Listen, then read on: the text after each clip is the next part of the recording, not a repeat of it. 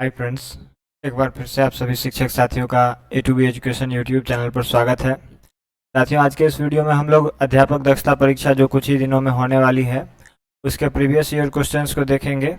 यानी कि पूर्व के वर्ष में जो हमारे शिक्षकों के द्वारा दक्षता परीक्षा दी गई है उनमें किस प्रकार के प्रश्न थे, उन प्रश्नों को हम लोग आज के इस वीडियो में देखेंगे। ठीक है, तो चलिए साथियों स्टार्ट करते हैं। स्टार्ट करने से पहले आप सभी शिक्षक साथियों से निवेदन है कि जो भी हमारे YouTube चैनल पर नए हैं हमारे YouTube चैनल को सब्सक्राइब कर लीजिए, क्योंकि आज के इस वीडियो में हम लोग सारे क्वेश्चंस को डिस्कस नहीं कर पाए हैं।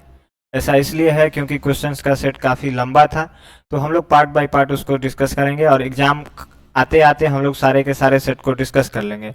तो उन वीडियोज़ के नोटिफिकेशन भी आप तक पहुँचे, इसके लिए आपको ज़रूरी है कि आप लोग हमारे यूट्यूब चैनल को सब्सक्राइब कीजिए, तभी आपके पास सारे वीडियोज़ के नोटिफिकेशन पहुँचेंगे। अगर वीडियो अच्छा लगे तो आप लोग लाइक कीजिए, अपने साथियों में शेयर कीजिए और चैनल को सब्सक्राइब करिए। चलिए आगे बढ़ते हैं और देखते हैं फर्स्ट क्वेश्चन को। देखिए साथियों, हमारे सामने पहला क्वेश्चन है कि कछुआ और खरगोश की कहानी में खरगोश आराम क्यों करने लगा। आप सभी ने ये कहानी पढ़ी होगी। कछुआ और खरगोश में रेस होती है, खरगोश दौड़ते दौड़ते काफ़ी आगे चला जाता है और वो बीच में रुक करके आराम करने लगता है। तो क्यों आराम करने लगा? देखिए, इसके लिए हमारे सामने पहला ऑप्शन है उसे अपनी जीत का विश्वास था। ठीक है, दूसरा ऑप्शन हमारे सामने है कि वह प्रतियोगिता से बाहर हो गया था। तीसरा है वह घायल हो गया था। चौथा है वह भूखा हो गया था। तो देखिए, खरगोश भूखा नहीं हुआ था, ठीक है, वह घायल भी नहीं हुआ था और वह क्योंकि वह तो काफ़ी तेज दौड़ता था तो वह कैसे प्रतियोगिता से बाहर हो सकता है। वह बाहर नहीं हुआ था, वह काफ़ी तेज दौड़ता था जिस कारण उसको लगता था कि वह कभी भी जीत जाएगा। ठीक है, और इसीलिए वह बीच में रुक गया क्योंकि उसे अपने जीत का विश्वास था। और यहाँ पर फर्स्ट ऑप्शन हमारा जो है ये सही ऑप्शन हो जाएगा। ठीक है, तो देखिए, क्योंकि उसे अपने जीत का विश्वास था जिस कारण जो है सो वह रास्ते में रुक गया था। आई होप आपको क्लियर हुआ होगा। बढ़ते हैं आगे। देखिए, अगला सवाल हमारे सामने है कि रंगरेज किसे कहते हैं। रंगरेज किसे कहते हैं? तो देखिए, रंगरेज अंग्रेजों की जाति को नहीं कहते हैं, आवारा आदमी को नहीं कहते हैं। रंगरेज हम लोग कपड़े रंगने वाले को रंगरेज कहते हैं। ठीक है, रंगीन चश्मा को भी रंगरेज नहीं कहते हैं। जो व्यक्ति कपड़े रंगने वाले, जैसे कपड़े धोने वाले को धोबी कहते हैं, उसी तरह से कपड़े रंगने वाले को हम लोग रंगरेज कहते हैं। ठीक है, आई होप आपको क्लियर हुआ होगा। बढ़ते हैं अगले सवाल की ओर। देखिए, अगला सवाल है ईद के दिन बड़ों द्वारा छोटों को दिए जाने वाले पैसे को क्या कहते हैं। तो देखिए, यहाँ पर जो है पहला है नजराना, दूसरा है इनाम, तीसरा है मिलाई, चौथा है ईदी। ईद के दिन जो बड़े अपने छोटे बच्चों को पैसे देते हैं उसको हम लोग ईदी कहते हैं। ठीक है, यहाँ पर हमारा बी ऑप्शन सही आंसर हो जाएगा। ठीक है, आई होप आपको क्लियर हुआ होगा। बढ़ते अगले सवाल की ओर। देखिए, अगला सवाल है कि सिखों के किस गुरु का जन्म पटना में हुआ था। पहला ऑप्शन है इसके लिए हमारे सामने गुरु नानक, दूसरा ऑप्शन है गुरु गोविंद सिंह, तीसरा है गुरु तेग बहादुर और चौथा है गुरु अर्जुन देव। तो यहाँ पर देखिए, गुरु नानक नहीं होंगे, गुरु तेग बहादुर नहीं होंगे, गुरु अर्जुन देव नहीं होंगे। यहाँ पर गुरु गोविंद सिंह का जन्म जो है वह पटना में हुआ था। ठीक है, और देखिए, आप लोग ये क्वेश्चन के आंसर याद करते जाइएगा क्योंकि क्वेश्चन बहुत सारे रिपीट होते हैं, तो इससे आप लोगों को काफ़ी हेल्प एग्जाम में मिलेगा। याद कर लीजिएगा कि गुरु गोविंद सिंह का जन्म जो है सो पटना में हुआ था। चलिए आगे बढ़ते हैं। अगला सवाल हमारे सामने है कि पंचतंत्र की कहानियाँ किसने लिखी थी। ऑप्शन है हमारे सामने विष्णुदेव शर्मा, दूसरा है महावीर प्रसाद द्विवेदी, तीसरा है विष्णुदत्त शर्मा। देखिए, यहाँ पर कंफ्यूज करने के लिए विष्णुदेव शर्मा और विष्णुदत्त शर्मा दोनों दे दिया है। ठीक है, उसके बाद है आचार्य हजारी प्रसाद द्विवेदी। देखिए, महावीर प्रसाद द्विवेदी नहीं होगा, हजारी प्रसाद द्विवेदी नहीं होगा, होगा विष्णुदत्त शर्मा। यहाँ पर कंफ्यूज करने के लिए विष्णुदेव शर्मा दिए हुए हैं। जिनको कंफर्म नहीं होगा, डाउट होगा, तो वो जो है सो इसमें भी टिक कर सकते हैं, लेकिन ये आंसर बिल्कुल गलत हो जाएगा। हमारा सही आंसर हो जाएगा विष्णुदत्त शर्मा। पंचतंत्र की कहानियां किसने लिखी थी? विष्णुदत्त शर्मा। आई होप आपको क्लियर हुआ होगा। बढ़ते हैं अगले सवाल की ओर। देखिए, अगला सवाल हमारे सामने है कि घोड़े की गर्दन के लंबे लंबे मुलायम बालों को क्या कहते हैं। घोड़े की गर्दन पर जो लंबे लंबे बाल होते हैं उनको क्या कहते हैं। पहला ऑप्शन है हमारे सामने अयाल, दूसरा है रेशे, तीसरा है गर्दन का बाल और चौथा ऑप्शन में दिया हुआ है उपयुक्त में से कोई नहीं। इसके लिए देखिए, हमारे सामने जो सबसे पहला ऑप्शन है अयाल, यही यहाँ पर सही आंसर हो जाएगा हमारा। घोड़े के गर्दन के लंबे लंबे मुलायम बालों को हम लोग आयाल कहते हैं। ठीक है, आई होप आपको क्लियर हुआ होगा। बढ़ते हैं अगले सवाल की ओर। अगला सवाल हमारे सामने है, निम्नलिखित में से कौन सा शब्द सूरज का पर्यायवाची नहीं है? यहाँ पर है नहीं, यहाँ पर नहीं है दिया हुआ। जो लोग ये क्वेश्चन को ऐसे पढ़ लेंगे कि हमारे निम्नलिखित में से कौन सा शब्द जो है सो सूरज का पर्यायवाची है, तो वो फर्स्ट ऑप्शन में ही टिक करके निकल जाएंगे। लेकिन यहाँ पर दिया हुआ है कि सूरज का पर्यायवाची कौन सा ऑप्शन नहीं है। यहाँ पर दिनकर नहीं होगा, यहाँ पर दिनेश भी नहीं होगा क्योंकि ये सब सूर्य के पर्यायवाची है। रवि भी नहीं होगा। राकेश जो है यहाँ पर हो जाएगा, राकेश जो है सूरज का पर्यायवाची नहीं है। ठीक है, आई होप आपको क्लियर हुआ होगा। बढ़ते अगले सवाल की ओर। अगला सवाल हमारे सामने है कि बाछे खिलना से क्या तात्पर्य है, मतलब बाछे खिलना से आप क्या समझते हैं? ठीक है, तो मूछ आना नहीं होगा, फूल खिलना नहीं होगा, नटखटपन ये भी नहीं होगा। यहाँ पर आंसर हो जाएगा बहुत प्रसन्न होना। बाछे खिलना का अर्थ हो जाएगा बहुत प्रसन्न होना। ठीक है, आई होप आप सभी को क्लियर हुआ होगा। बढ़ते हैं अगले सवाल की ओर। अगला सवाल हमारे सामने है, लोक नृत्य करने वाले को क्या कहते हैं? ठीक है, इसके लिए ऑप्शन हमारे सामने है, लौकिक गलत हो जाएगा, लोगों के साथ नाचना ये भी गलत हो जाएगा। तीसरा ऑप्शन जो हमारे सामने है, लोक नर्तक, ये बिल्कुल सही आंसर हो जाएगा। ठीक है, लोक नायक भी नहीं होगा, लोक नृत्य करने वाले को हम लोग लोक नर्तक कहेंगे। सी ऑप्शन यहाँ पर हमारा बिल्कुल सही ऑप्शन हो जाएगा। ठीक है, चलिए आई होप आप सभी को क्लियर हुआ होगा। बढ़ते हैं अगला सवाल की ओर। अगला सवाल हमारे सामने है, खिला पिलाकर बैलों को ले करने चला खेत पर काम, यह पंक्ति किसके लिए कही गई है? तो आप लोग ऑलरेडी समझते हैं कि खेत पर काम करने के लिए कौन जाते हैं? खेत पर काम करने के लिए किसान जाते हैं, बैलगाड़ी वाले नहीं जाते हैं, मजदूर जाते हैं। लेकिन यहाँ पर हल लेकर जो है सो बैलों को लेकर के जा रहा है, तो जमींदार नहीं जाते हैं, किसान बैलों को लेकर के खेतों पर जाते हैं, जिस कारण यहाँ पर हमारा सी ऑप्शन जो है बिल्कुल सही आंसर हो जाएगा। ठीक है, आई होप आप सभी को ये क्लियर हुआ होगा। बढ़ते हैं अगले सवाल की ओर, देखते हैं अगला सवाल क्या है। अगला सवाल है, शुद्ध शब्द छांटिए। शुद्ध शब्द छांटिए यानी कि आशीर्वाद के 4 रूप यहाँ पर दिए हुए हैं, चारों में कौन सा सही है ये हमको चुनना है। तो देखिए, आशीर्वाद हम लोग बोलते हैं। ठीक है, तो ये तो होगा ही जो कि सब में है। उसके बाद देखिए, यहाँ पर हो जाएगा तालव्य स दीर्घ ईकार। आशीर्वाद में जो है तालव्य स दीर्घ ईकार होता है, वो आकार ऊपर रेफ और द होता है। ठीक है, आशीर्वाद के लिए यहाँ पर पहला ऑप्शन जो हमारे सामने दिया हुआ है, यही हमारा बिल्कुल सही आंसर हो जाएगा। ठीक है, ये बाकी के जो तीनों ऑप्शन है बी डी सी, ये सारे के सारे गलत हो जाएंगे। पहला ऑप्शन ही हमारे सामने जो दिया हुआ है वो शुद्ध शब्द है आशीर्वाद का। ठीक है, आई होप आप सभी को क्लियर हुआ होगा। बढ़ते हैं अगले सवाल की ओर।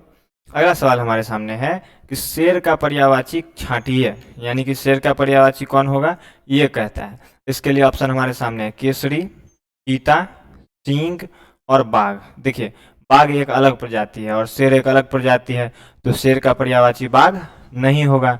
सींग बैलों के गायों के सिर में होते हैं, तो ये शेर का पर्यायवाची नहीं होगा। शेर का पर्यायवाची एक होता है सिंह, जो कि ऑप्शन में हमारे सामने नहीं दिया हुआ है। चीता बिल्कुल नहीं होगा। यहाँ पर पहला ऑप्शन जो हमारे सामने है केसरी, यही हमारा जो है सो आंसर हो जाएगा 12 नंबर क्वेश्चन का। शेर का पर्यायवाची केसरी हो जाएगा। ठीक है, बहुत सारे ऐसे कैंडिडेट होंगे जिनको लगता होगा कि वो आंसर दे सकते हैं, वो पहले वीडियो को पॉज कीजिए, फिर आंसर सोच लीजिए, उसके बाद वीडियो को चला करके देखिए कि आंसर क्या निकल करके आता है। ठीक है, चलिए आगे बढ़ते हैं।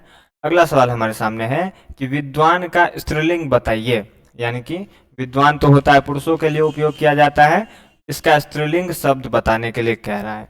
तो देखिए, विद्वान का जो है सो ऑप्शन दिया हुआ है हमारे सामने स्त्रीलिंग बताने के लिए, विदुषी, विद्यामती, विद्वज और सभी। तो देखिए, यहाँ पर जो है सो विद्वज नहीं होगा, विद्यामती नहीं होगा, और जिस कारण जो है सो ये सभी वाला ऑप्शन भी नहीं होगा। विद्वान का स्त्रीलिंग जो है सो विदुषी हो जाएगा यहाँ पर। ठीक है, यहाँ पर पहला ऑप्शन जो हमारे सामने है वही बिल्कुल सही आंसर हो जाएगा, विद्वान का स्त्रीलिंग। ठीक है, आई होप आप सभी को क्लियर हुआ होगा। बढ़ते हैं अगले सवाल की ओर। अगला सवाल हमारे सामने है कि बीरबल अपने किस गुण के कारण प्रसिद्ध थे?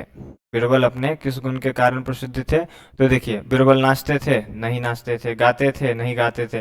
उनमें सुंदरता भी नहीं थी, वो काफी बुद्धिमान थे। बीरबल क्या थे? अकबर के दरबार में जो बीरबल रहते थे वो काफी बुद्धिमान थे और अपनी बुद्धिमानी के कारण जो है सो काफी प्रसिद्ध थे। यहाँ पर 14 नंबर क्वेश्चन जो है हमारे सामने कि बीरबल अपने किस गुण के कारण प्रसिद्ध थे, यहाँ पर डी ऑप्शन जो है सो हमारा सही हो जाएगा, बीरबल बुद्धिमानी के लिए प्रसिद्ध थे। आई होप आप सभी को ये भी क्लियर हुआ होगा। बढ़ते हैं अगले सवाल की ओर। अगला सवाल हमारे सामने है कि निराहार का शाब्दिक अर्थ बताइए। यानी कि निराहार जो कोई रहते हैं, ठीक है, या व्रत वगैरह रखते हैं। आंसर आप लोगों को क्लियर समझ में आ रहा होगा कि निराहार का अर्थ क्या होता है। देखिए यहाँ पर पहला ऑप्शन हमारे सामने है बिना हार का, ये गलत हो जाएगा। भूखा, यही यहाँ पर जो है सो बिल्कुल सही आंसर हो जाएगा। क्यों? बिना आहार का, और बिना आहार का मतलब जो बिना भोजन का रहते हैं, यानी कि जो भूखा रहते हैं। तो यहाँ पर निराहार का जो है सो शाब्दिक अर्थ हो जाएगा भूखा। बी ऑप्शन हमारा सही ऑप्शन हो जाएगा। यहाँ पर सी गलत हो जाएगा, सी ऑप्शन हमारा गलत हो जाएगा, डी ऑप्शन भी हमारा गलत हो जाएगा। ठीक है, यहाँ पर भूखा जो है सो बिल्कुल सही आंसर हो जाएगा। आई होप आप सभी को क्लियर हुआ होगा। बढ़ते हैं अगले सवाल की ओर। अगला सवाल हमारे सामने है, मीनू एक अच्छी लड़की है, इसमें अच्छी क्या है? इसके लिए ऑप्शन हमारे सामने है क्रिया विशेषण, विशेषण, संज्ञा और सर्वनाम। तो देखिए मीनू एक अच्छी लड़की है, यहाँ अच्छी क्या कर रहा है? ये मीनू के बारे में जो कि एक संज्ञा है, संज्ञा की विशेषता बतला रहा है कि मीनू एक अच्छी लड़की है। और विशेषता बताने वाले शब्द को हम लोग क्या कहते हैं? हम लोग विशेषण कहते हैं। विशेषता बताने वाले शब्दों को हम लोग विशेषण कहते हैं। क्रिया विशेषण नहीं होगा, संज्ञा नहीं होगा, सर्वनाम नहीं होगा। यहाँ पर जो है सो 16 का बी ऑप्शन विशेषण जो है सो बिल्कुल सही आंसर हो जाएगा। आई होप आप सभी को क्लियर हुआ होगा। पढ़ते हैं अगले सवाल की ओर। अगला सवाल हमारे सामने है, कर्ता किसे कहते हैं? ठीक है, तो देखिए ये जो है सो कर्ता जो है, काम करने वाले को हम लोग कर्ता कहते हैं। ठीक है, क्रिया गलत हो जाएगा, यहाँ पर कर्म गलत हो जाएगा, कोई नहीं का ऑप्शन भी गलत हो जाएगा। कर्ता हम लोग किसे कहते हैं? तो काम करने वाले को हम लोग कर्ता कहते हैं। ठीक है, आई होप आप सभी को क्लियर हुआ होगा। बढ़ते हैं अगले सवाल की ओर, देखते हैं क्या है। अगला सवाल हमारे सामने है कि किसी शब्द से पहले लगने वाले को क्या कहते हैं? देखिए आप लोगों ने व्याकरण में उपसर्ग और प्रत्यय पढ़ा होगा। किसी शब्द से पहले अगर कोई संधि जुड़ती है उसे हम लोग उपसर्ग कहते हैं, और बाद में जो जुड़ती है उसको हम लोग प्रत्यय कहते हैं। ऑप्शन सवाल में हमसे पूछा गया है किसी शब्द से पहले लगने वाले शब्द को हम लोग क्या कहते हैं? तो उसको हम लोग कहेंगे उपसर्ग कहेंगे। ठीक है, यहाँ पर बी ऑप्शन हमारा सही आंसर हो जाएगा। आई होप आप सभी को क्लियर हुआ होगा। पढ़ते हैं अगले सवाल की ओर। अगला सवाल हमारे सामने है कि जगत शब्द का संसार के अतिरिक्त कौन सा अर्थ होता है? ठीक है, तो देखिए यहाँ पर जो पूछा है कि जगत, जगत का अर्थ तो संसार होता है, लेकिन संसार के अलावे और क्या अर्थ होता है? तो देखिए इसके लिए हमारे सामने ऑप्शन है, सबसे पहला ऑप्शन है नया, दूसरा है लोक, तीसरा है कुएं की मेर और चौथा है कोई नहीं। यहाँ पर देखिए नया ऑप्शन गलत हो जाएगा, लोक भी गलत हो जाएगा, कुएं की जो मेर है ये ऑप्शन जो है सो सही हो जाएगा। ऐसा इसलिए क्योंकि देखिए इस तरह से जो कुआं होता है, ठीक है, इस तरह से जो कुआं होता है इसके चारों ओर जो बैठने वाला जो है सो बनाया जाता है चबूतरा, ठीक है, उसको ही हम लोग कुएं का जगत कहते हैं। कुएं के मेर को ही हम लोग कुएं की जगत कहते हैं। ठीक है, तो यहाँ पर ये इस 19वें क्वेश्चन का आंसर जो है सो डी ऑप्शन हो जाएगा। ठीक है, कुएं की जगत को हम लोग कुएं की मेर कहते हैं। ठीक है, आई होप आप सभी को क्लियर हुआ होगा। पढ़ते हैं अगले सवाल की ओर। ये सवाल जो है सो आज के लिए हमारा लास्ट क्वेश्चन रहेगा। नेक्स्ट डे फिर हम लोग 20 क्वेश्चन का सेट लाएंगे। वीडियो काफ़ी बड़ा ना हो और आप लोगों को भी बोरिंग ना लगे, इसके लिए मैंने इनको 20-20 क्वेश्चन करके सेट में बांट दिया है। आज हम लोगों ने जो है सो सामाजिक अध्ययन और सामान्य विज्ञान से कुछ प्रश्न देखे हैं, जिनमें आप लोगों को कुछ हिंदी के क्वेश्चन भी टकराए हैं, हिंदी व्याकरण के क्वेश्चन भी टकराए हैं। आगे फिर हम लोग कुछ क्वेश्चंस के सेट लेंगे और जिनको देखेंगे। पूछा है कि कौन सा शब्द समूह स्त्रीलिंग नहीं है? यहाँ पर देखिए प्रतिभा और जंजीर, रोटी जलेबी, लोटा पानी और इनमें से कोई नहीं। कहता है कौन सा शब्द समूह स्त्रीलिंग नहीं है, यानी कि पुल्लिंग है। यहाँ पर ए ऑप्शन नहीं होगा, सी ऑप्शन भी नहीं होगा, डी ऑप्शन भी नहीं होगा। हमारा बी ऑप्शन जो है लोटा और पानी, ये शब्द जो है स्त्रीलिंग नहीं है। यही आंसर हो जाएगा यहाँ पर 20वें क्वेश्चन का। आई होप आप सभी को क्लियर हुआ होगा। स्त्रीलिंग और पुल्लिंग के विषय में आप लोगों को और अधिक जानकारी चाहिए तो इसके लिए मैंने वीडियो बना करके हमारे यूट्यूब चैनल पर रख दी है। आप लोग जाइए उन वीडियो को देखिए, अच्छा लगे तो वीडियो को लाइक कीजिए, अपने दोस्तों में शेयर कीजिए, साथ ही हमारे यूट्यूब चैनल को सब्सक्राइब कर लीजिए। ऐसा इसलिए क्योंकि आने वाले समय में हम लोग और भी दक्षता से रिलेटेड जो है सो जो भी क्वेश्चंस वगैरह होंगे वो सारे के सारे हमारे यूट्यूब चैनल पर आप सभी को सीखने को मिल जाएंगे, जिससे आपको एग्जाम के प्रिपरेशन में काफ़ी आसानी होगी। इसलिए हमारे यूट्यूब चैनल को सब्सक्राइब कीजिए, वीडियो अच्छा लगे तो लाइक कीजिए, साथ ही अपने साथियों में शेयर कीजिए। और आप लोग हमारे टेलीग्राम ग्रुप को ज्वाइन कर लीजिए, जिसका लिंक मैंने डिस्क्रिप्शन बॉक्स में दे रखा है। वहाँ पर आप सभी को जो है तो सारे के सारे पीडीएफ वगैरह, थ्योरीज वगैरह मिल जाएंगी आपके एग्जाम से रिलेटेड, जिससे आप सभी को एग्जाम में काफ़ी फ़ायदा होने वाला है। ठीक है, जाइए फटाफट से आप लोग टेलीग्राम ग्रुप को ज्वाइन कर लीजिए। साथ ही अगर वीडियो अच्छा लगे शेयर कीजिए, हमारे यूट्यूब चैनल को सब्सक्राइब कीजिए। मिलते हैं नेक्स्ट वीडियो में, तब तक के लिए बाय बाय, टाटा।